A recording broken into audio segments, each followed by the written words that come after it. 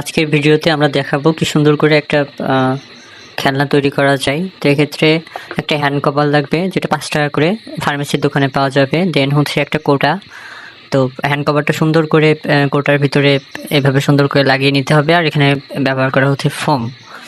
So এই ফোমগুলো কিন্তু সহজেই পেয়ে যাবে আশেপাশের দোকানগুলোতে। তো ফোমটা সুন্দর করে ওর ভিতরে সুন্দর করে স্থাপন করতে হবে। দেন ছোটো সাইজের যে হচ্ছে বেলুন পাওয়া যায়, ওটা হচ্ছে ইউজ করা লাগবে। সো এটা ইউজ করার পর এটাকে ফুলিয়ে নিতে হবে। এই জন্য পর্যাপ্ত পরিমাণ হাওয়া দিয়ে এটাকে সুন্দর করে মাঝখান বরাবর স্থাপন করে এই যে হ্যান্ড কভারের যে দুই পাশ, এই দুই পাশটাকে সুন্দর করে আটকে দিতে হবে। আটকে দেওয়ার পরে খুলে